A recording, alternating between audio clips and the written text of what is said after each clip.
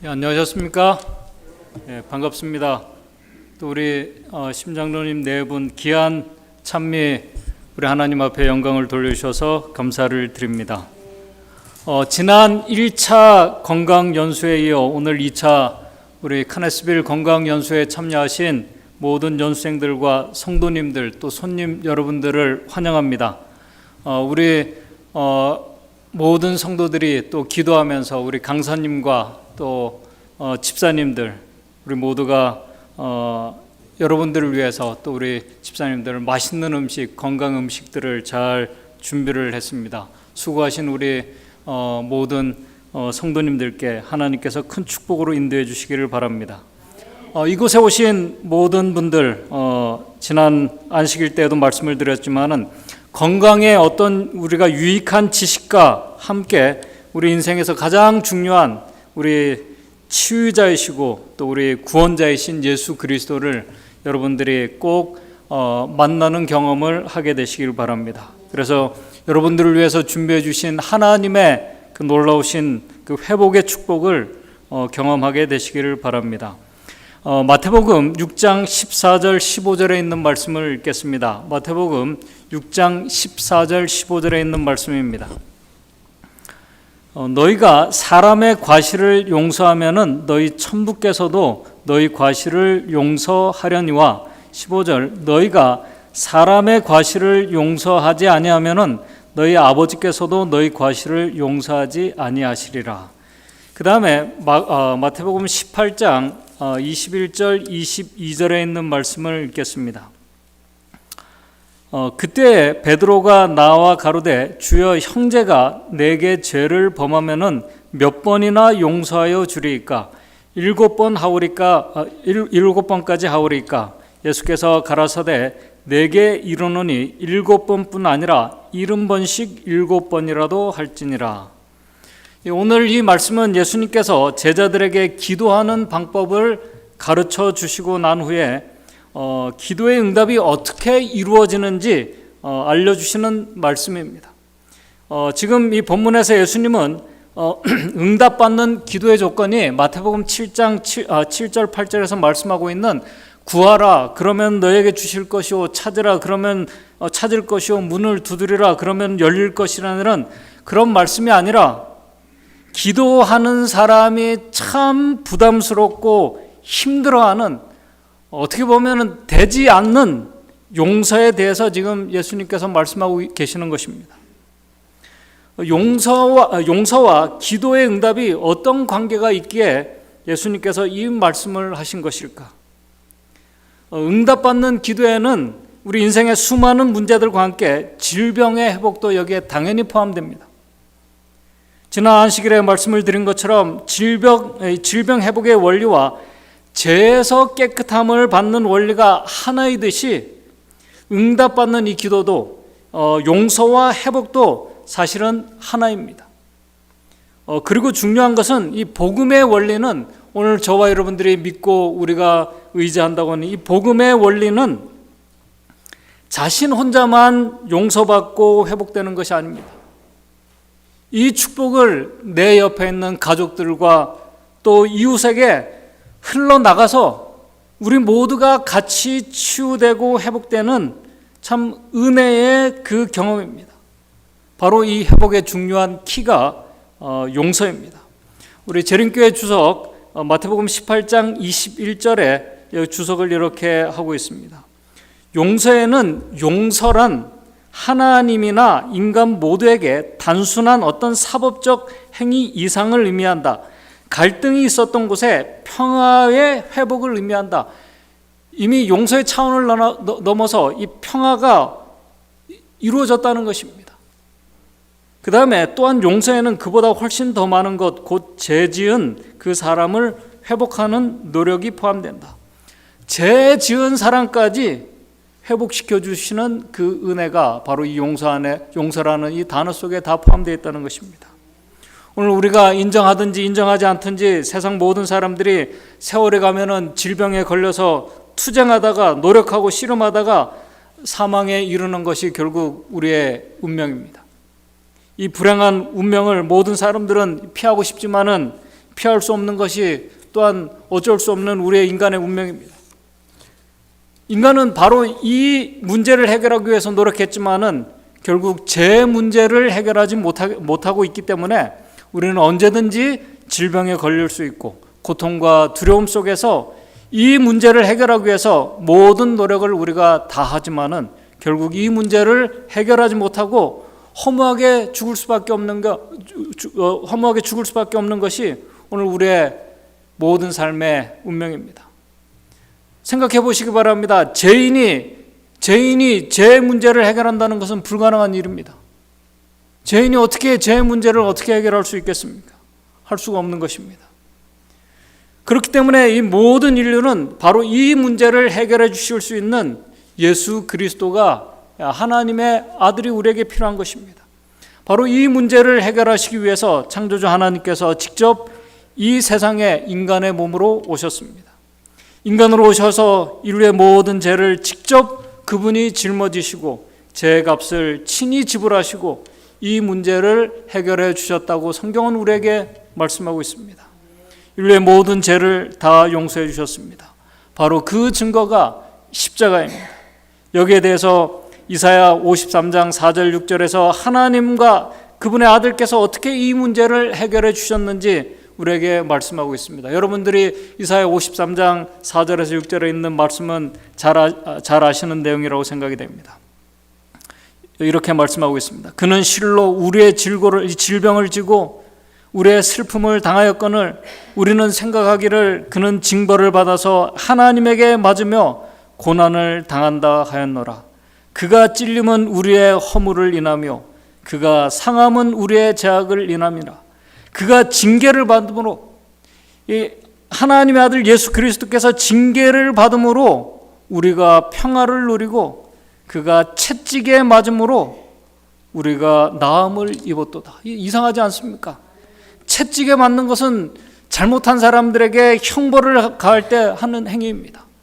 그런데 우리 예수 그리스도께서 채찍에 맞음으로, 그가 채찍에 맞음으로 우리가 나음을 입었다라고 이렇게 성경은 말씀하고 있습니다. 우리는 다 양 같아서 그릇 행하며 각기 제 길로 갔거늘 여호와께서는, 우리 하나님 아버지께서는 우리 무리의 죄악을 누구에게요? 그에게, 우리 하나님의 아들 그분에게 담당시키셨도다라고 이렇게 말씀하고 있습니다.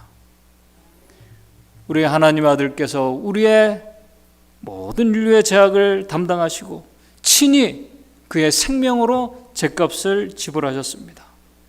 그래서 우리가 치유함을 받고 우리가 나음을 입을 수 있다고 성경은 우리에게 말씀합니다. 참 신비한 은혜입니다. 우리하고 전혀 상관없는 일이 벌어졌는데 이 말씀을 믿는 자들에게 신비한 결과가, 은혜가 임하게 된다는 것입니다. 그런데 하나님께서는 이 놀라운 이 회복의 축복을 하나님을 의지하며 십자가에 달리신 예수 그리스도, 그분 앞에 나오는 자들에게, 회개하며 나오는 자들에게 모든 사람이 경험하고 그 축복을 우리 형제들과 나누기를 원하십니다. 그 축복, 그 회복이 바로 용서입니다. 용서를 구하고 용서를 받는 것, 오늘 사람은, 오늘 저도 마찬가지입니다. 우리는 지식적으로 머리로는 용서해야 된다는 것을 우리가 잘 알고 있습니다. 그러나 마음과 감정적으로 되지 않는 것이 용서입니다. 그래서 사람들이 괴로워하고 이렇게 스트레스를 받고 이렇게 고통스러워하는 것입니다. 여러분들 누구를 용서해야 된다는 것 모르는 사람 계십니까? 아무도 없습니다. 근데 됩니까? 안 됩니까? 여러분들의 이 마음을 여러분들이 컨트롤할 수 있으면 여러분들은 더 이상 사람이 아닙니다. 신입니다. 안 돼요. 죽었다 깨어나도 안 됩니다. 그래서 어떤 분들은 이 뼈가 마르기까지 괴로워합니다. 머리로는 아는데 마음으로 안 되는 것입니다. 그래서 용서하지 못하는 그 사람들에게서 나타나는 그 현상이 바로 스트레스인데, 일반적으로 누군가로부터 스트레스를 받게 되면은 자연적으로 나타나는 현상이 불평하고 원망하는 일입니다. 우리 안에서 이 문제가 해결되지 못하고 남아있는 분들, 불평하고 원망하는 정신에 사로잡힌 그런 분들에게 자연적으로 나타나는 증상이 질병입니다. 우리의 신체 체계가 무너지는 것입니다. 그리스도인의 마음과 품성과 인격이라는 이 책에 이런 말씀이 있습니다. 대부분의 사람에게 육체와 정신의 질병을 가져다 주는 것은 불만의 감정과 불평의 정신이다. 대부분 이 질병에 걸리는 원인이 어떤 우리의 식생활도 있겠지만은 육체의 정신의 질병을 가져다 주는 것은 불만의 감정과 불평의 정신이다. 이 정신에 사로잡히게 되면은 우리의 몸과 마음이 망가지게 됩니다. 질병에 걸리게 됩니다. 특별히 건강을 잃게 되면 사람들은 건강할 때보다 더 짜증을 내기 쉽고 우울해지고 불평과 불만의 정신에 더 사로잡히게 됩니다. 가족들 간에도 문제가 생기고 인간관계에도 문제가 생기게 되는 것입니다. 그래서 오늘 이 시간 저는 우리가 될 것 같으면서도 되지 않는 이 용서, 그래서 회복될 것 같으면서도 되지 않는 그 이유가 무엇인지, 그리고 더 중요한 것은 오늘 우리가 이 용서하는 마음을 정말 어떻게 누구에게서 배워야 되는지, 마태복음 6장, 그 다음에 6장 아까 14절과 15절, 그 다음에 마태복음 18장 21절 22절에 있는 예수님께서 용서의 비유에 대해서 말씀하신 이 말씀을 중심으로 좀 살펴보면서 우리에게 교훈을 생각해 보고자 합니다.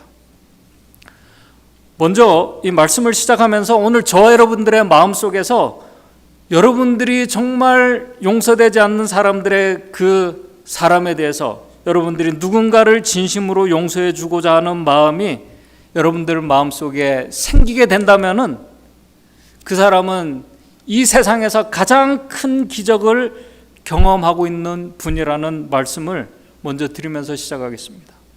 왜냐하면은 용서라는 것은 아까 우리 주석에서 말씀한 것처럼 하나님이나 인간 모두에게 단순한 어떤 사법적인 행위를 넘어서서 갈등이 있는 곳에 평화와 회복이 이루어지는 것이기 때문에 그렇습니다. 먼저 용서하는 정신이 어떻게 해서 응답받는 기도의 키가 되는지, 왜 회복의 중요한 키가 되는지 말씀을 통해서 확인해 보겠습니다. 아까 우리 마태복음 6장 14절에 예수님께서 이렇게 말씀하셨습니다. 너희가 사람의 과실을 용서하면은 너희 천부께서도 우리 하나님께서도 너희 과실을 용서해 주시겠다고 약속해 주셨습니다. 이 약속은, 이 기도의 응답은 누군가의 관계 회복뿐만 아니라 질병에서도 회복이 포함된다고 말씀을 드렸습니다.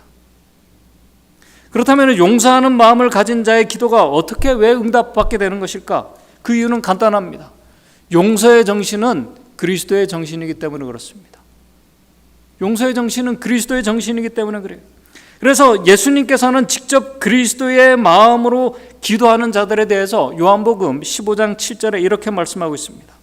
너희가 내 안에 거하고 내 말이 너희 안에 거하면은 무엇이든지 원하는 대로 구하라. 그러면 어떻게 된다고요? 이루어지게 될 것을 예수님께서 친히 약속해 주셨습니다. 이 약속은 법칙입니다. 이것은 제 말이 아닙니다. 이것은 법칙이에요. 하나님께서 우리에게 말씀해 주신 법칙입니다. 이 법칙이 바로 우리 몸과 마음의 회복의 원리입니다. 그리스도의 정신으로 기도하는 자들에게 일어나는 기적입니다. 그래서 야고보서 5장 15절 16절에 질병에서 회복되기를 목적으로 기도하는 자들에게 우선시 일어나야 될 태도 중에 그 하나가 바로 서로 죄를 고백하는 것이라고 말씀하고 있습니다. 잘 아시는 말씀을 읽어드리겠습니다. 야고보 5장 15절에서 16절입니다. 믿음의 기도는 병든 자를 구원하리니 주께서 저를 일으키시리라. 혹시 죄를 범하였을지라도 사하심을 얻으리라. 이러므로 너희 죄를 서로 고하며 병낫기를 위하여 서로 기도하라. 의인의 강구는 역사하는 힘이 많으니라. 여러분들 죄를 고백하고 용서해주고 하는 이런 것들은 우리가 알면서도 억지로 되는 일이 아닙니다. 결코 억지로 되는 일이 아니에요. 내가 하고 싶다고 되는 일이 아니에요. 내가 원한다고 할 수 있는 일도 아닙니다. 오늘 말씀의 주제로 좀 더 들어가 보도록 하겠습니다. 마태복음 18장 21절 22절에 이런 말씀이 있습니다. 마태복음 18장 21절 22절입니다. 그때 베드로가 나와 가로되 주여 형제가 내게 죄를 범하면은 몇 번이나 용서하여 주리이까? 7번 하오리까? 예수께서 가라사대 내게 이르노니 7번뿐 아니라 70번씩 7번이라도 할지니라. 70번씩 7번이라면 몇 번입니까? 490번이죠. 그때라는 이 말씀은 제자들이 마태복음 18장 1절 이 말씀을 보시게 되면은 예수님께 천국에서 누가 가장 큰 자입니까? 라고 물었을 때 예수님께서는 천국은 하늘나라는 어린아이와 같은 마음을 가진 자들에게 주어지는 것이라고 말씀합니다.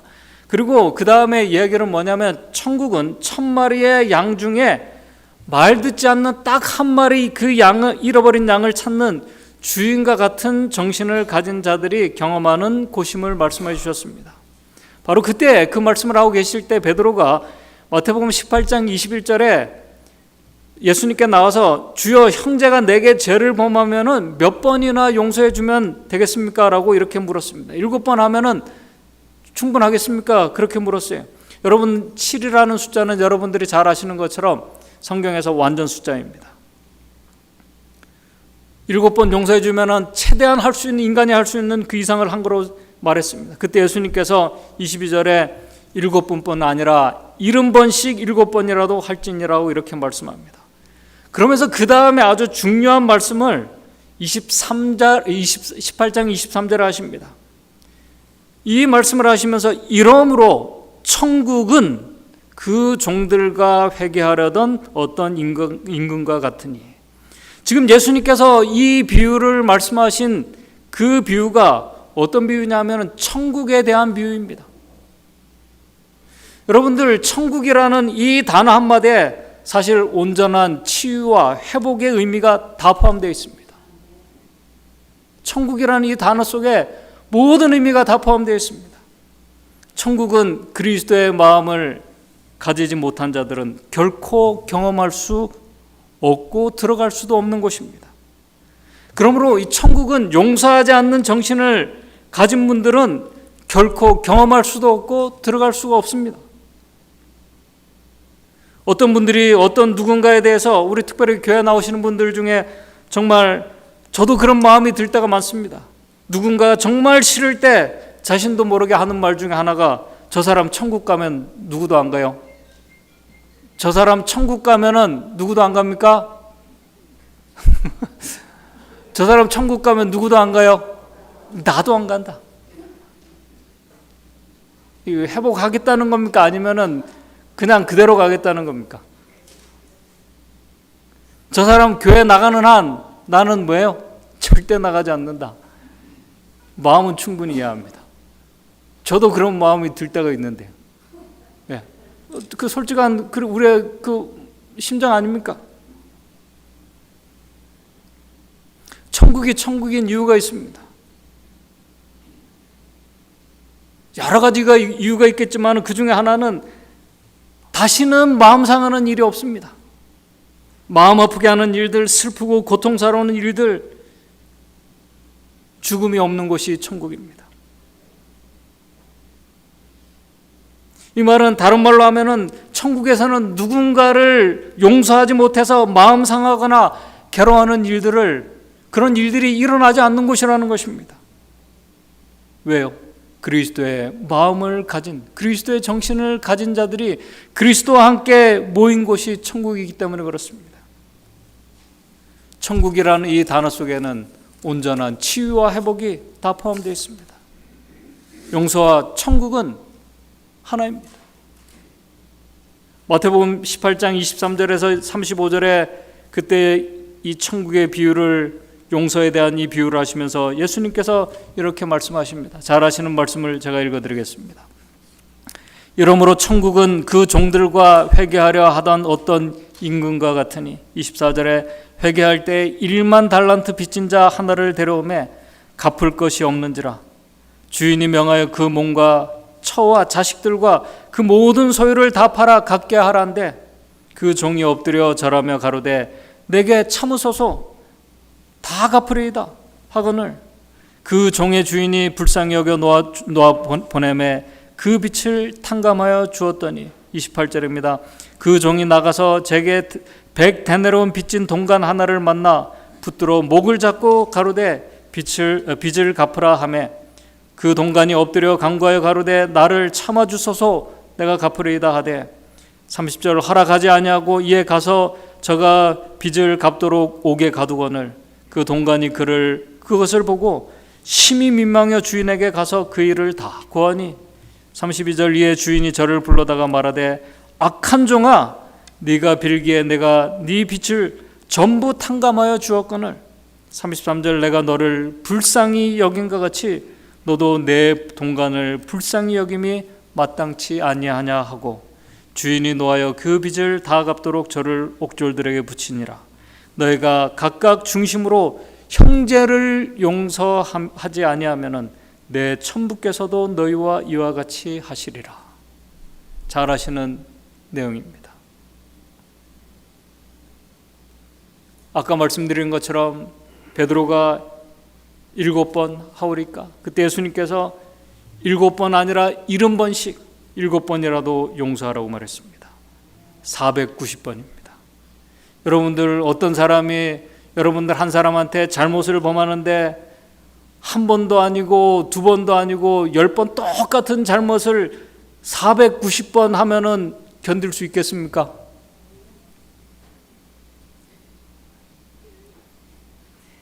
셀 수도 없을 뿐만 아니라 490번 똑같은 잘못을 하는 사람도 문제고 이 당하는 사람도 노이로제가 걸리게 됩니다. 이 사람이 지금 나를 죽이려고 작정을 한 것인가? 정신병에 걸리게 됩니다. 하는 사람도 걸리고 받는 사람도 걸리고. 예수님의 이 말씀은 완전한 용서, 무한대의 용서를 지금 말씀하고 계신 것입니다.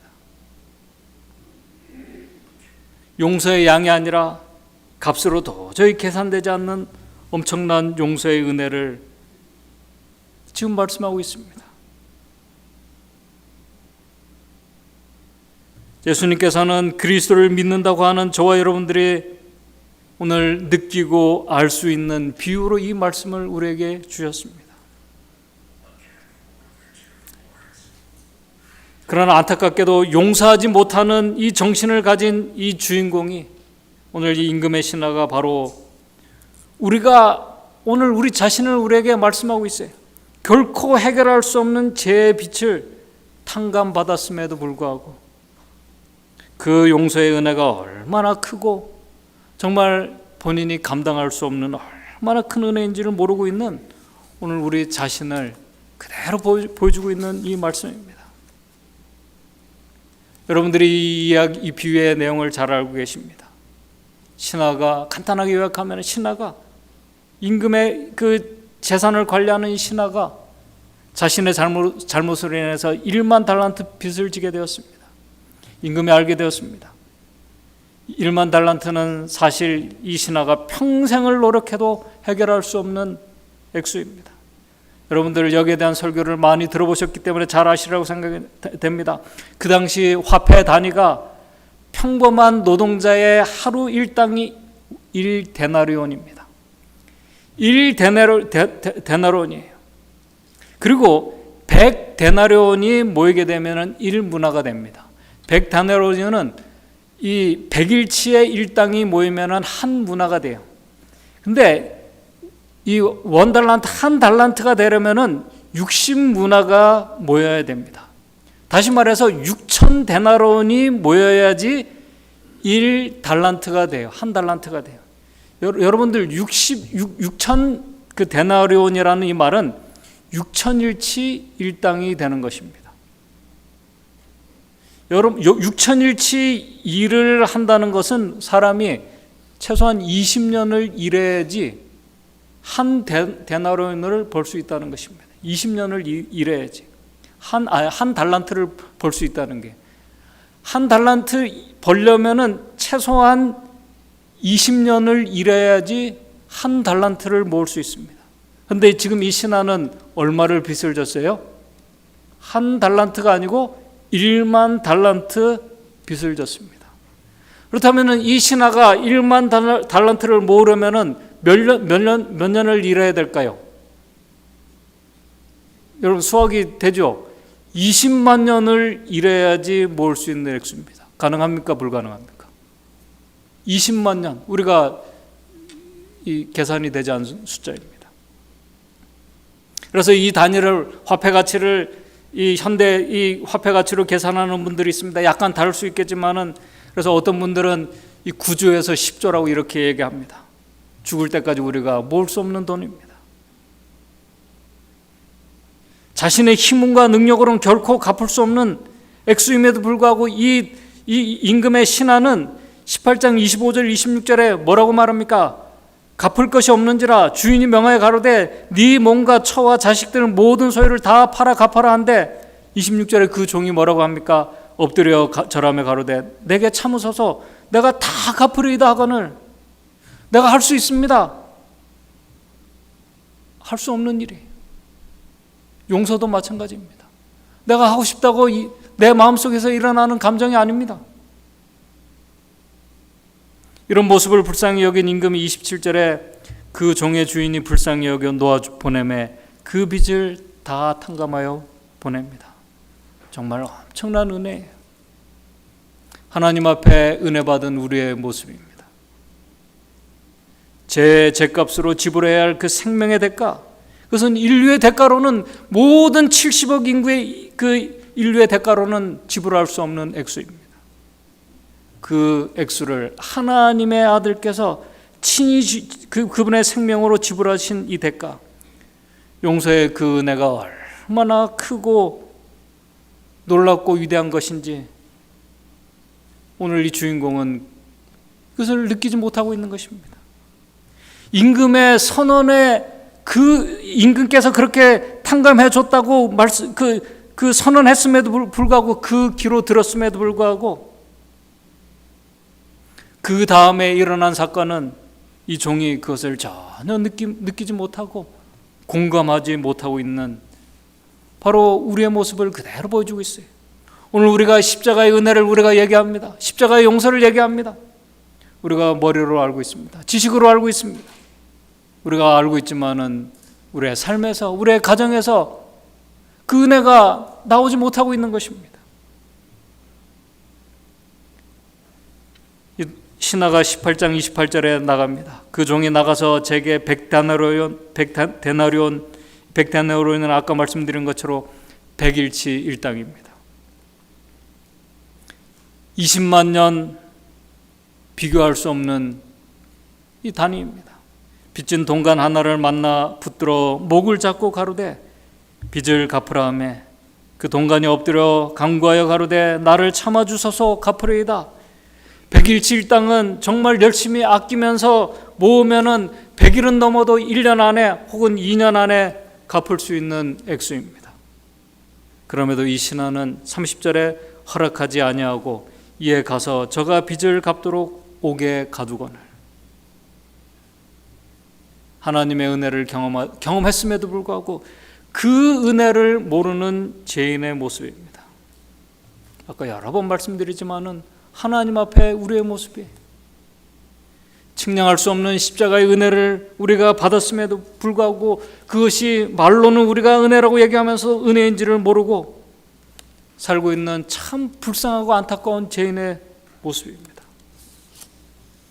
그러나 오늘 이 비유가 주는 교훈은, 안타까운 이 신하와 같은 자들이 우리 주님께서는 되지 말고 임금에게 받은 그 큰 은혜를, 십자가의 그 용서와 자비의 은혜가 오늘 나를 통해서 나에게 역사하고 그것이 바로 이웃에게 전달되기를 바라시는 하나님의 마음을 우리에게 알려주시는 이 비유입니다.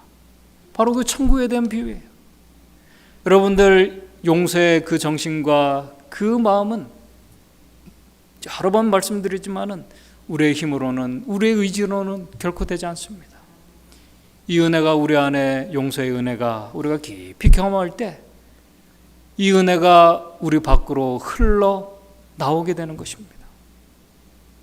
실물교훈에 이렇게 250쪽에 이렇게 말하고 있습니다.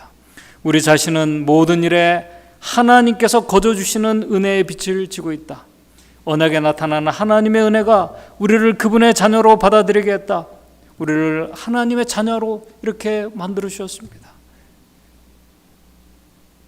구주를 통하여 나타난 은혜가 우리의 구속과 중생을 이루게 하고 예수와 더불어 후사가 되도록 역사했다. 우리는 이 은혜를 다른 사람에게 나타내야 한다. 그러면서 마지막에 나온 말씀이 35절에 너희가 각각 중심으로 형제를 용서하면 내 천부께서도 너희에게 이와 같이 하시리라. 아까 제가 말씀을 드렸습니다. 마태복음 18장 1절에 그 질문은 천국은 어떤 자들에게 주어지는 곳입니까? 란 그 질문에 대한 그 결론의 말씀이기도 합니다. 십자가의 용서와 은혜를 아는 자들은 십자가에서 분명히 아까 그가 우리의 질고를 지고 친히 그것을 감당하셨다고 말씀하고 있습니다. 오늘 이 은혜를 아는 자들은 임금이 주신 은혜를 자신도 오늘 여러분들의 참 부담스럽고 친구와 이웃에게 그대로 전달하는 그런 자들이 되기를 바라십니다. 그러한 정신으로 기도하는 자들, 그러한 정신으로 그리스도의 은혜를 나누는 자들에게 바로 그러한 자들이 천국을 경험하는 자들입니다. 그러한 자들이 회복을 경험하는 자들입니다. 이 원리가 바로 천국의 원리고 천국의 법칙이고 회복의 원리입니다. 이것은 예수님께서 우리에게 하신 말씀입니다.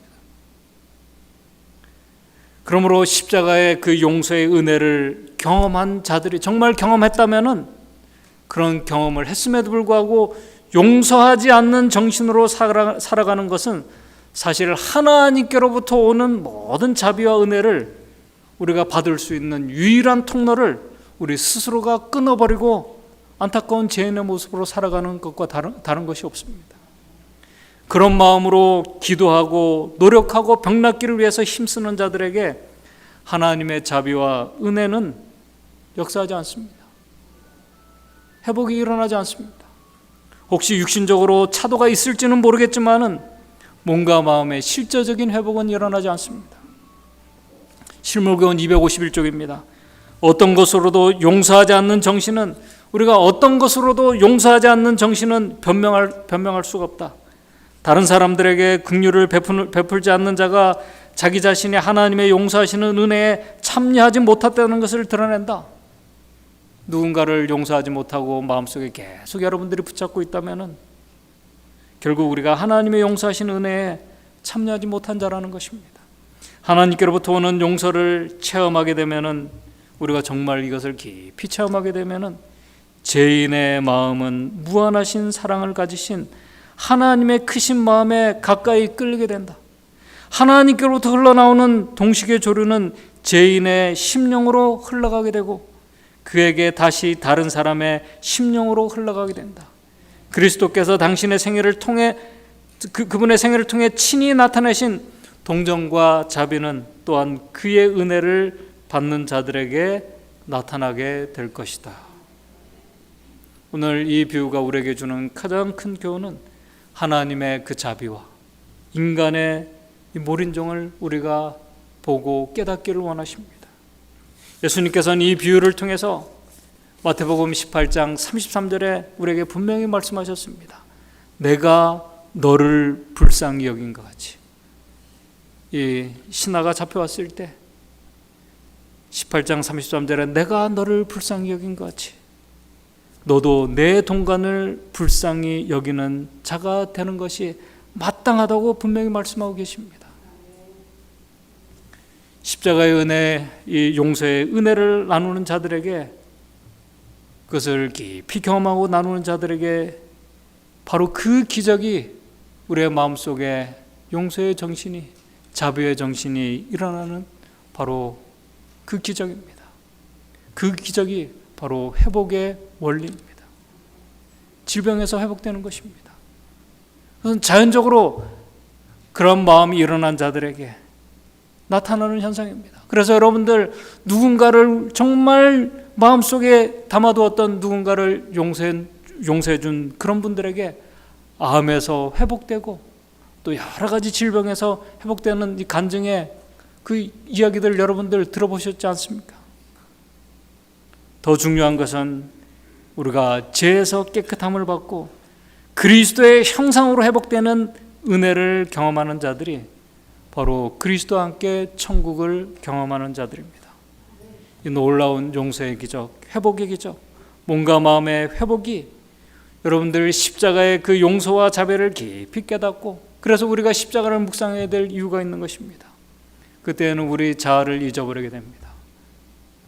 우리를 사랑하신 하나님의 그 은혜와 사랑과 그 용서에 우리가 깊이 사로잡히게 되면은 오늘 우리의 마음속에서도 놀라운 이 용서의 기적이 일어나게 될 것입니다.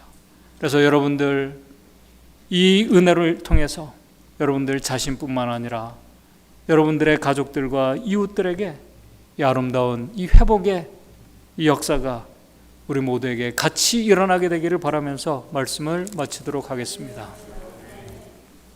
하늘에 계신 하나님 아버지, 정말 우리가 십자가의 그 용서의 은혜와 사랑을 정말 깊이 느끼고 감사하며 살아가고 있는지 우리 자신을, 우리의 마음을 우리가 돌아보게 됩니다.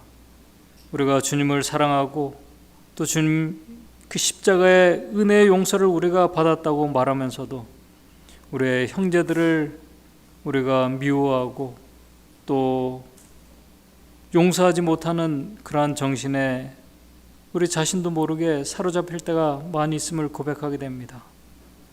그러나 이제는